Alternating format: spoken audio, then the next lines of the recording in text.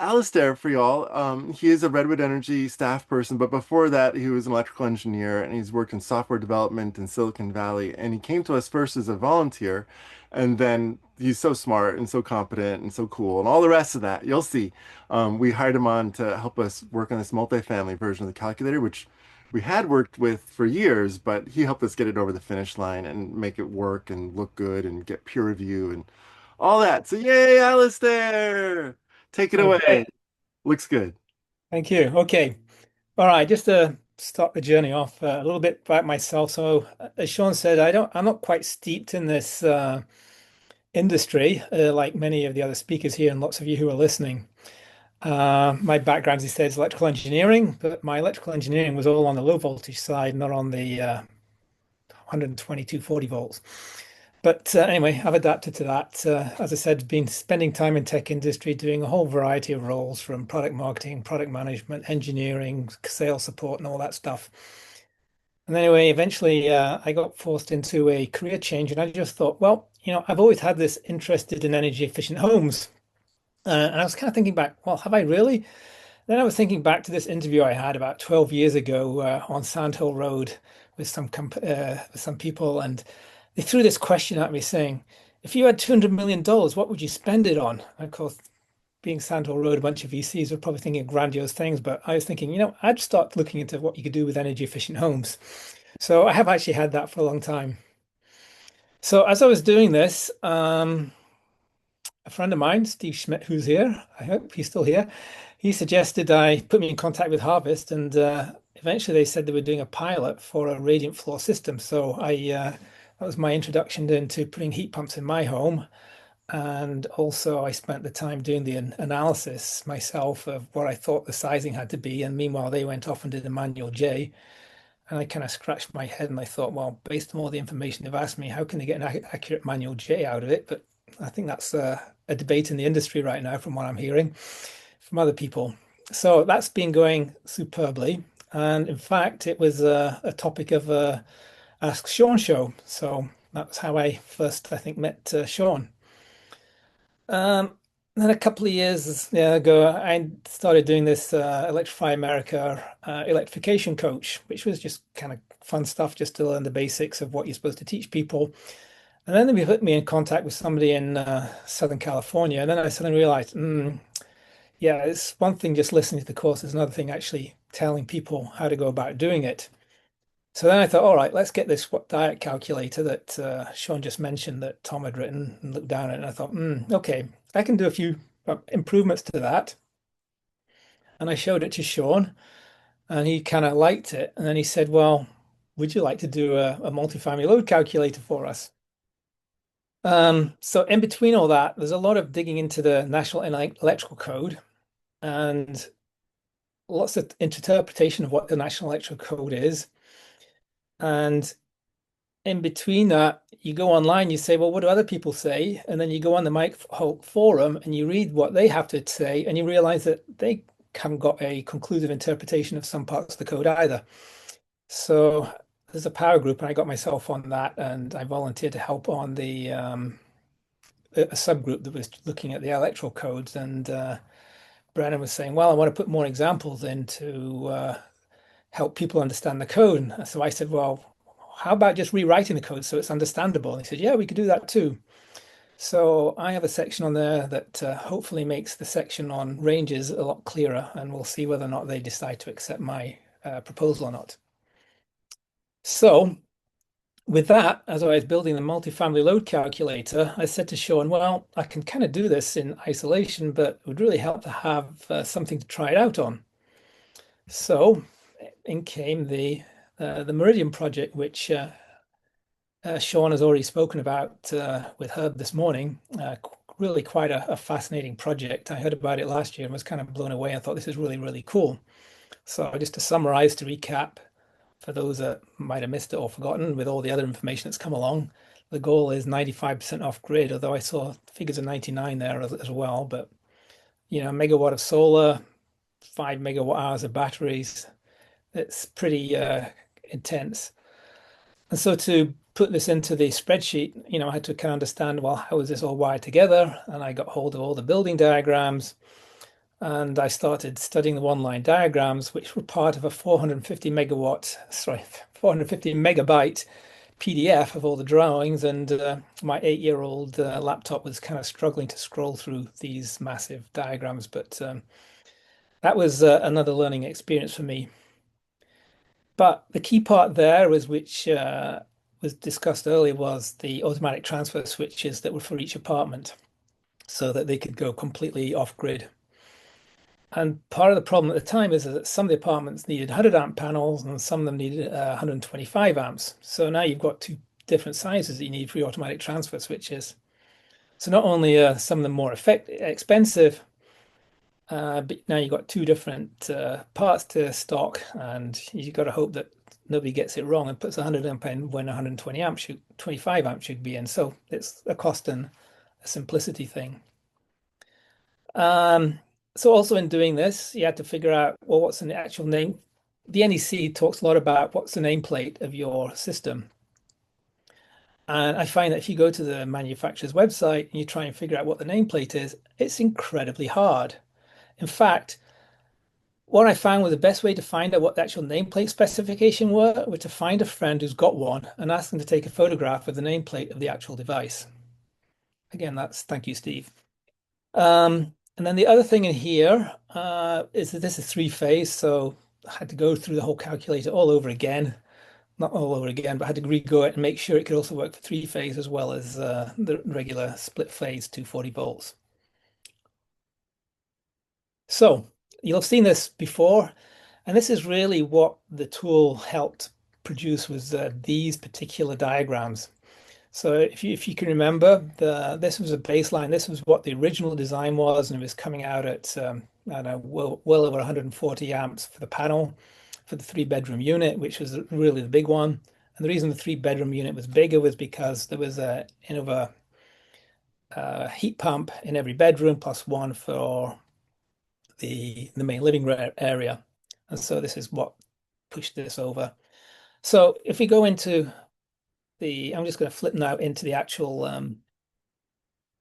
uh, calculator. This might be a little bit nerdy for some people, but let me just try and start off. If you think about it, what you've got there is an apartment complex. So a complex is made up of multiple buildings.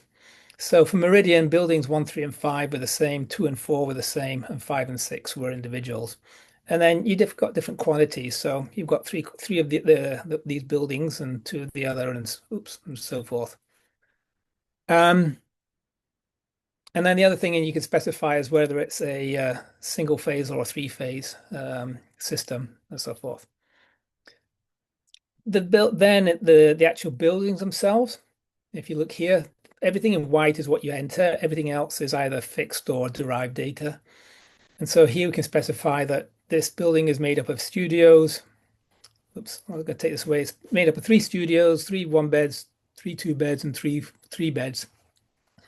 And it has a house panel as well. So that's all you need to do to specify what goes in a building. Then when it comes to the the actual units, every unit in the apartment is pretty typically has a common set of appliances in it. It's all got 2 small appliance laundry circuits, two small appliance kitchen circuits and 1 laundry circuit. And then there's a series of actual appliances that are installed. And we have a little table where we can pull them in from, and it pulls in what the nameplate value is and the volts and amps and so forth. And, garbage disposal, you can, if you don't have a set one, we can specify manual entry and so forth with the dishwasher, range hood. No microwave because it's sitting on the kitchen appliance circuit. And then you specify the water heater, which in this case was when they started off in the baseline, was a Ream one. So that's the full resistive backup in there, so quite hefty. The range, standard 8 kilowatts, again quite hefty. A closed dryer circuit, again hefty at 5 kilowatts. And then the heat pumps was the full 240 volt.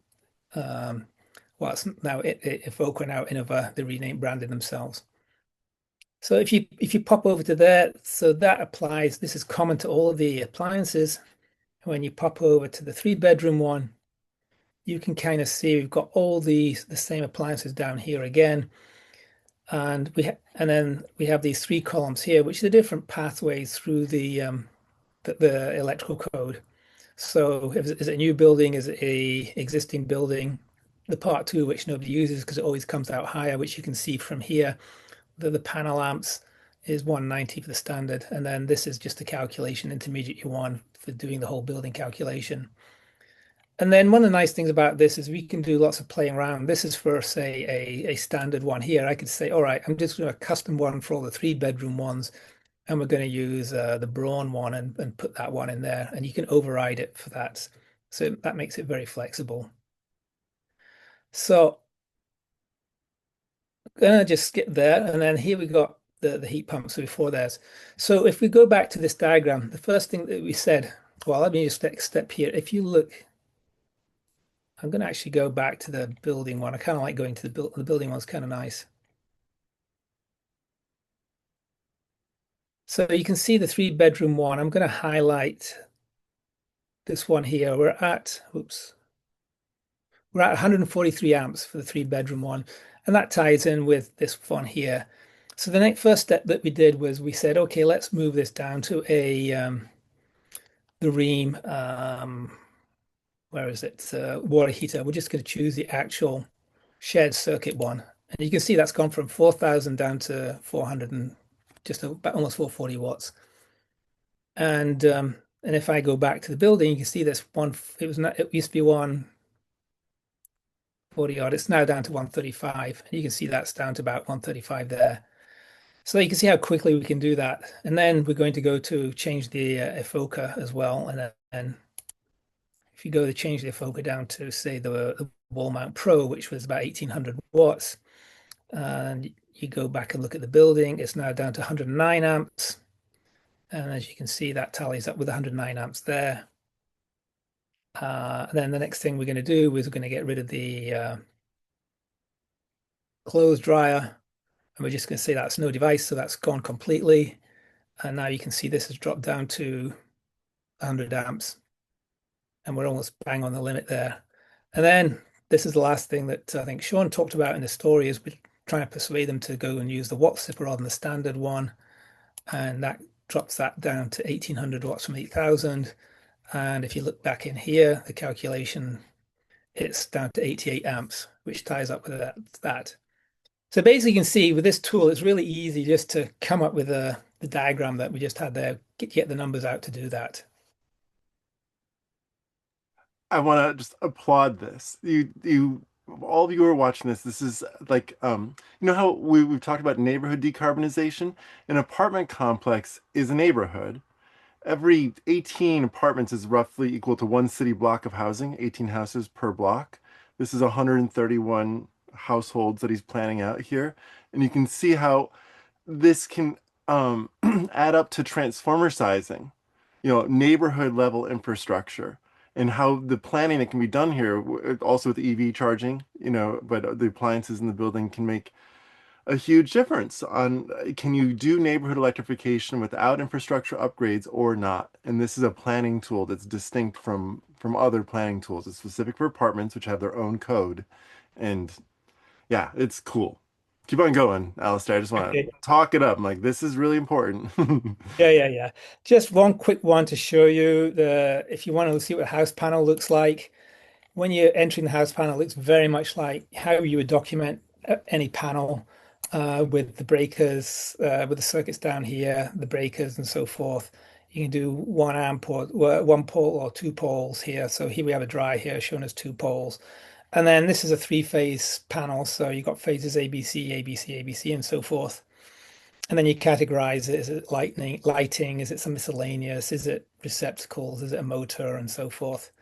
And then we can do things like we can add up what's the load on each phase just to see if it's balanced, and then do the actual panel load calculation based on the type and what the NEC code is and how to add it up. So that's pretty cool there. Okay, so let's see what was next.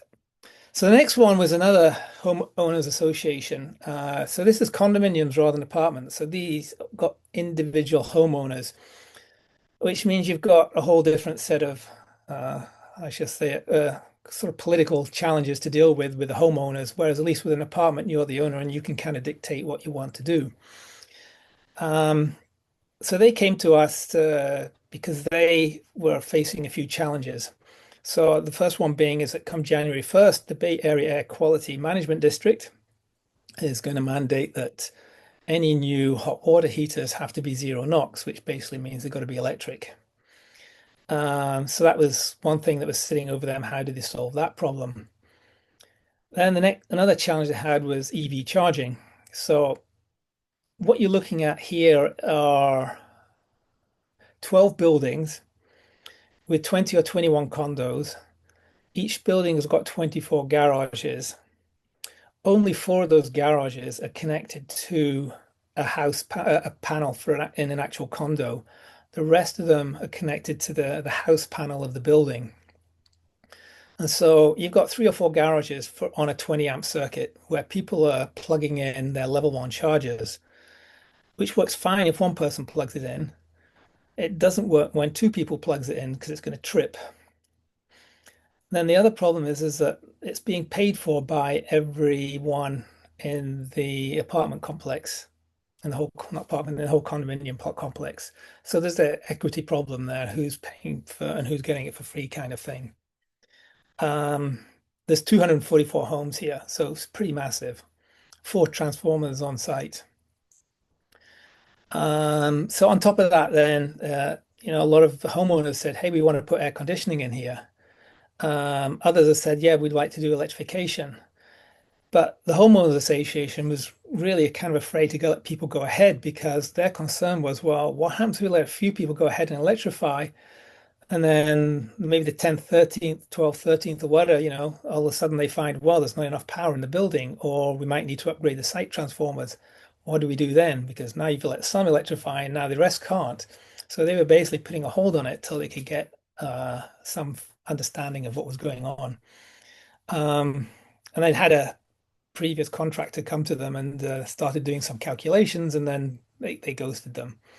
So anyway, we've done that analysis, and I'll walk through some of that here. So the first thing is every unit is on a 90 amp panel. We've heard people talk about 100 amp panels, but they're a little bit lower at 90 amps. So that, of course, was a big concern. So the first thing we did was they actually had gathered already a year's worth of hourly data from 29 of the 244 units. And if you look at that, it's on the right-hand side, kind of ordered the peak amps from smallest to lowest. So it's going from 6 amps down to 33 amps. What I kind of found interested here was if you take the third smallest, their annual usage is 2,600 kilowatt hours at 8 amps. And if you take the third largest, it's 29 amps, which is about 3.5 times bigger. But it's actually a slightly smaller slightly smaller annual kilowatt hours.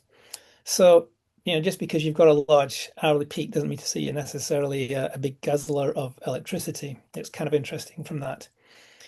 But all of them are basically showing is that there's a ton of spare capacity. They're only using a third of the capacity of the 90 amp panels currently, and pretty much everything there is. At the moment they've got gas for heating, gas for cooking. Although they have electric for their dryers, most of them have already converted to gas dryers. So then the next thing I did, I took all those 29. I said, well, let's just pretend that that's one big building. What's the peak for that? And that came out at 148 amps. And the building supply is 800 amps.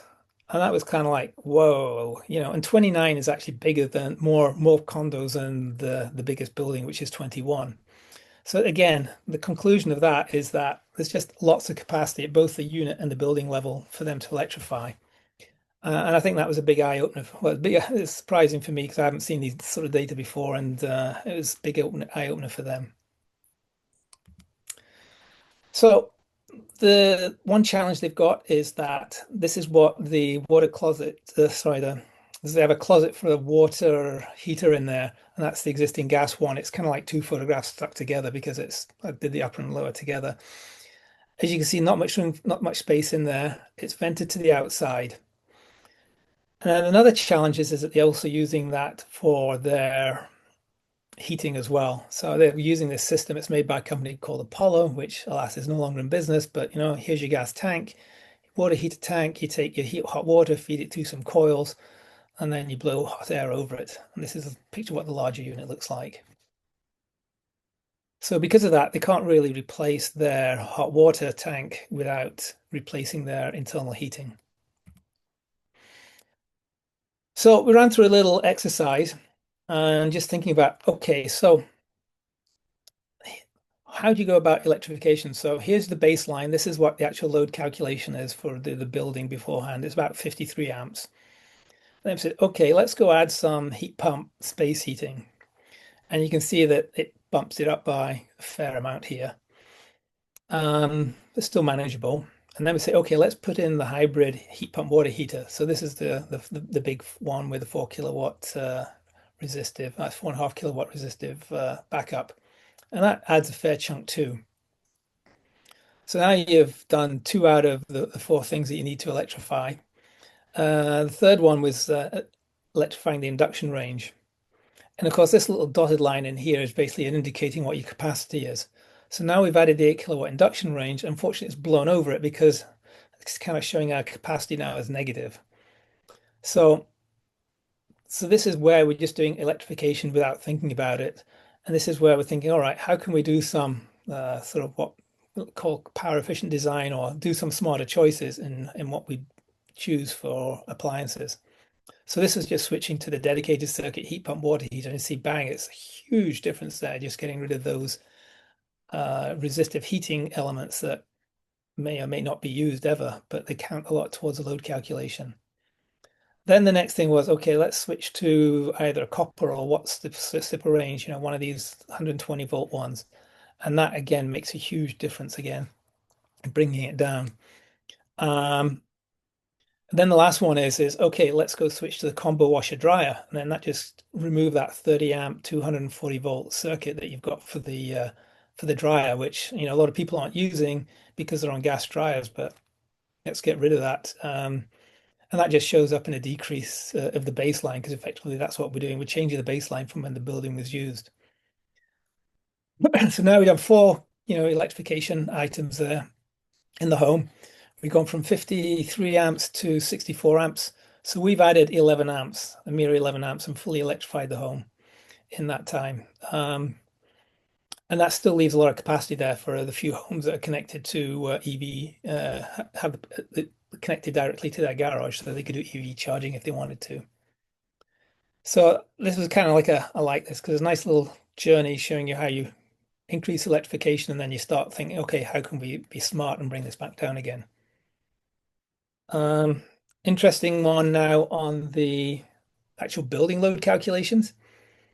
This is where I think we're going to find that, there's a push to try and change the demand factors in the National Electoral Code to be a bit more realistic, but I think we need more data. But this kind of shows that if you were to go to the building permit and they were to say, oh, we need a building a load calculation for the building, it would not get through. When this building was actually built, if you look at the original diagrams, it comes out at 793 amps. I'm coming in a bit lower because the electrical code changed a little bit and I use slightly different numbers for the baseline appliances. So basically, when they built it, it was right up at the limit of 800 amps. And yet it was only pulling in, as you can see, this dotted green line, 140, much less than that, about 150 amps.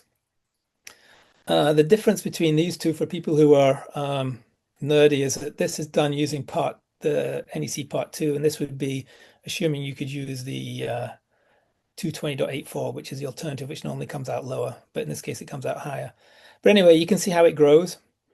And then as we start making smarter choices, we bring it back down again. And in fact, by the time you switch the combo washer dryer, it's way under. But I think the bottom line is even if you could use, ignoring the fact that goes over, using this method of calculation still doesn't really isn't easy in a condo because in a condo, every apartment is going to be different because every homeowner is going to choose their pace at which they want to electrify. And it's not possible for the HOA to mandate to everyone that they've got to do this because they can't force people to spend their money. So that would make using this as a way of measuring the building load quite challenging.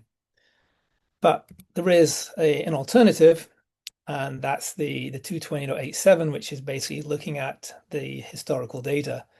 But then the challenge to that is how do you know what the historical data is? Because it's really hard to, you can't get that from PG&E. You can't really ask the tenants to provide their data. If you look back at the beginning, they got 29 readings. I'm sure they went out and asked everybody. They got 29 out of 244 people to come back and give them their data. So you can see it's a hard thing to do, but there are alternatives to do that. The EV charging is still work in progress, but I just did a quick back of the envelope calculation, assuming all 24 garages have got EVs in them, which is highly unlikely in the short term. Bay Area average is 27 miles a day at 300 watt hours per mile. So you could recharge that in just over an hour at 32 amps. So 32 amps is not your fastest level 2 charger, but that's quite capable. So you could do a whole, for 120 amps, you could charge all 24 cars in 6 hours. So I think that's very, very reasonable. So, this is being presented to the board and they're going to do a presentation to the homeowners shortly. So it's going to be interesting to see where it ends up. But anyway, I think the bottom line is that, just having the multifamily watt load calculator, it makes it very easy to do these kind of what if scenarios. Very trivial to just say, okay, what happens if I put this in, or what happens if I change that or do that, and come up with the different numbers. Anyway, with that, done.